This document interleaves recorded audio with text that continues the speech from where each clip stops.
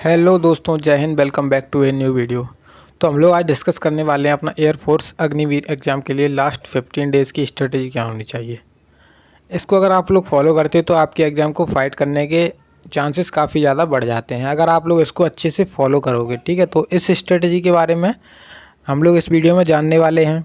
और उससे पहले बता दूं, जो लोग हमारे चैनल से अगर जुड़े हैं तो अच्छी बात है, नहीं जुड़े हैं तो हमारे चैनल पर चल रहे हैं अपने रागा और जीके के इम्पोर्टेंट क्वेश्चंस के प्रैक्टिस सेट्स। जिन्होंने नहीं देखे हैं तो वो लोग जाके देख सकते हो, लिंक मैं डिस्क्रिप्शन बॉक्स में भी दे दूंगा।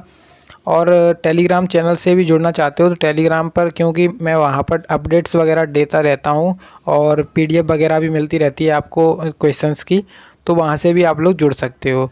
टेलीग्राम का भी लिंक डिस्क्रिप्शन बॉक्स में मिल जाएगा, या फिर आप लोग टेलीग्राम पे सर्च कर लेना सरकारी एग्ज़ाम फाइटर, तो वहाँ पे मेरा टेलीग्राम चैनल आ जाएगा।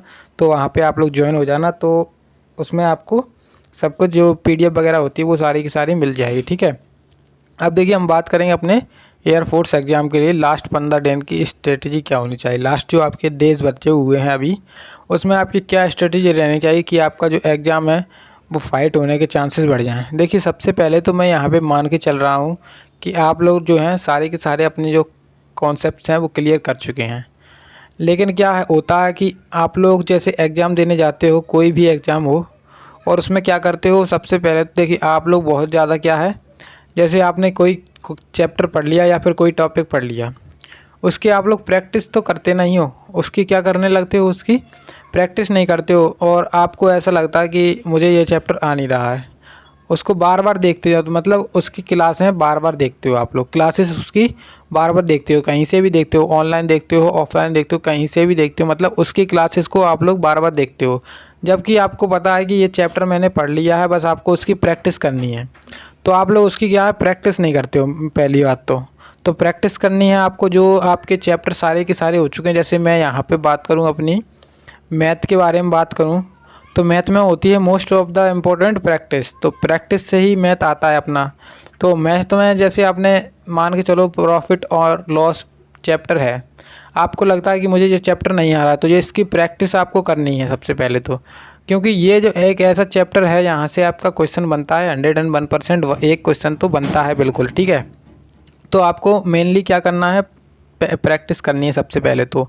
जो भी आपके सारे के सारे, जो पहले तो आपको एक नोट बनाना है पेज पर, जो आपके सारे के सारे चैप्टर हो चुके हैं, मतलब जो आपके सारे चैप्टर हो चुके हैं, जिन्होंने आपको मतलब आपको लगता है कि ये मेरे कवर हो गया है, ये कवर हो गया है, ये कवर हो गया है, तो बस इसकी क्या करना है, इसकी आपको एक एक दिन वाइज प्रैक्टिस करनी है और रिवीजन करते रहना है। तो ये तो हो गई मोस्ट इम्पोर्टेंट यहाँ पर थिंग है रिवीजन। रिवीजन पे फोकस ज़्यादा करना है, क्योंकि देखिए रिवीजन अगर आप लोग नहीं करोगे तो आप लोग जब एग्ज़ाम देने जाओगे तो आप लोग वहाँ पर ये कहोगे कि मेरे को आ तो रहा था, मेरे को आ तो रहा था, मैंने उसे छोड़ दिया, मैंने कहा कि उसको बाद में करेंगे, लेकिन बाद में क्या हुआ कि टाइम नहीं बचा, और आ तो रहा था बस उसमें टाइम लग रहा था। तो इस प्रकार से जैसे आप लोग उसको करते हो, तो यही कारण होता है, आ तो रहा था लेकिन आप कर नहीं पाते हो उसको। क्या कारण रहता है उसका, आप उसका रिवीजन करके नहीं जाते हो, उसकी घर से प्रैक्टिस करके नहीं जाते हो, इसलिए आपका जो क्वेश्चन है वो छूट जाता है। तो यहाँ पर सबसे मेनली फोकस आपको रहना है कॉन्सेप्ट्स पे और उनके रिवीजन पे। चाहे आप इंग्लिश की बात करो, चाहे आप अपने रागा सेक्शन की बात करो, चाहे फिजिक्स की बात करो, चाहे अपने जो मैथ है उसकी बात करो, लेकिन सबसे इम्पोर्टेंट चीज़ यहाँ पे आपके कॉन्सेप्ट्स पर रिवीजन है। कॉन्सेप्ट्स पर अब अगर आप लोग रिवीजन करके जाते हो तो मोस्ट ऑफ द चांसेस बन जाते हैं कि आपका क्वेश्चन छूटता नहीं है। ठीक है, तो रागा का मैंने यहाँ पे बताया कि मैथ में आपको क्या करना है, प्रैक्टिस प्रैक्टिस प्रैक्टिस।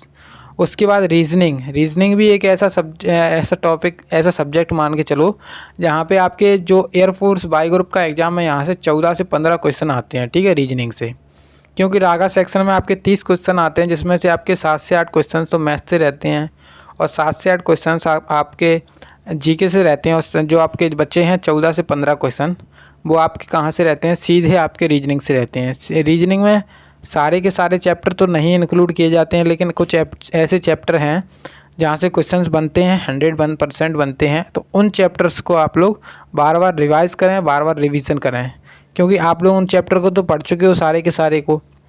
बस आपको रिवीजन करना रह गया। तो रिवीजन आप लोग करोगे तो उनका क्या होगा, तो ये आपकी स्ट्रेटजी रहनी चाहिए कि सारे के सारे चैप्टर्स का आप लोग पहले तो एक बना लो कि मुझे इस दिन कौन सा चैप्टर का प्रैक्टिस करना है, इस दिन कौन से चैप्टर का प्रैक्टिस करना है।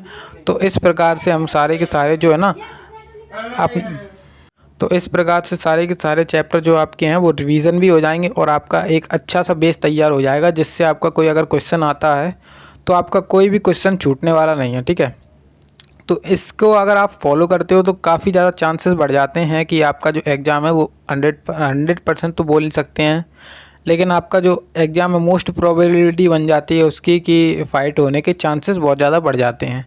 वैसे ही हम अपने जीके की बात करें, देखिए जीके एक ऐसा सब्जेक्ट है जहाँ पे आपको रटना ही पड़ता है और इसमें क्या करना पड़ता है, इसको आप लोग रटते हो भूल जाते हो। तो इसमें मेनली क्या करना है आपको, इसको तो बार बार रिवाइज ही करना है, रिवीजन ही करते रहना है इसका, क्योंकि रिवीजन नहीं करोगे तो ये चीज़ तो भूल ही जानी है। मैथ की और रीजनिंग की जैसे आप लोगों ने एक बार प्रैक्टिस कर ली तो वो बाद में भूलते हो, मतलब वो कम भूलते हो क्योंकि उसकी पेन से प्रैक्टिस हो जाती है। इसकी क्या प्रैक्टिस की जाए, जीके की क्या प्रैक्टिस की जाए, तो जीके में मेनली वही बचता है कि रिवीजन। तो जीके में भी रिवीजन है, रिवीजन बहुत ज़्यादा मांगता है जीके, तो जीके में रिवीजन बहुत ज़्यादा इम्पोर्टेंट है। अब देखिए हम बात करेंगे प्रैक्टिस सेट्स के ऊपर, तो आपको प्रैक्टिस सेट भी लगाने हैं और जो कि प्रैक्टिस सेट काफ़ी ज़्यादा आपके हेल्प करते हैं एग्ज़ाम में बैठने के लिए।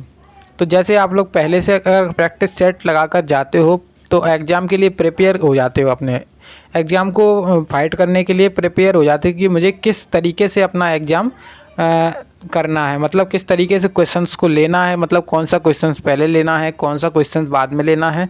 तो इस प्रकार से आप लोग जो है ना प्रैक्टिस करो।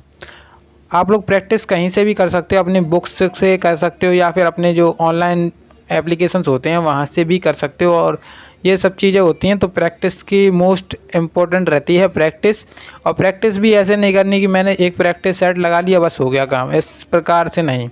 जैसे आपने एक प्रैक्टिस सेट लगाया आज, तो उसका फुल एनालिसिस करो कि मेरा इसमें क्या दिक्कत रही थी, मैंने इसमें क्या छोड़ा अगले प्रैक्टिस सेट में, जिससे आप लोग और फिर जो अगला प्रैक्टिस सेट लगाओ, जो गलती इस प्रैक्टिस सेट में की थी उस प्रैक्टिस सेट में जो अपना सेकंड लगाने वाले हो उस प्रैक्टिस सेट में उस गलती को ना करने की कोशिश करो। ठीक है, तो इस प्रकार से आप लोग अगर अपनी गलतियों को करते जाओगे, अपनी गलतियों का भरपाई करते जाओगे, तो इस प्रकार से जो आपकी सारी गलतियां जो हैं धीरे धीरे कम होने लगी। तो इस प्रकार से आप लोग जो है इसका सही लाभ ले पाओगे प्रैक्टिस सेट का। तो प्रैक्टिस सेट का लगाने का तरीका तो यही होता है, उसका फुल एनालिसिस करो और जो उससे संबंधित आपके सवाल बन रहे हैं तो उनको भी एक बार देख सकते हो आप लोग। तो ठीक है, तो यहाँ पे तो हो गई हमारी स्ट्रेटजी कि हमें क्या करना है। और देखिए अब अगर आप लोगों ने अभी तक चैनल को नहीं किया है सब्सक्राइब, तो सब्सक्राइब कर लें, क्योंकि यहाँ पर भी प्रैक्टिस सेट चल रहे हैं आपके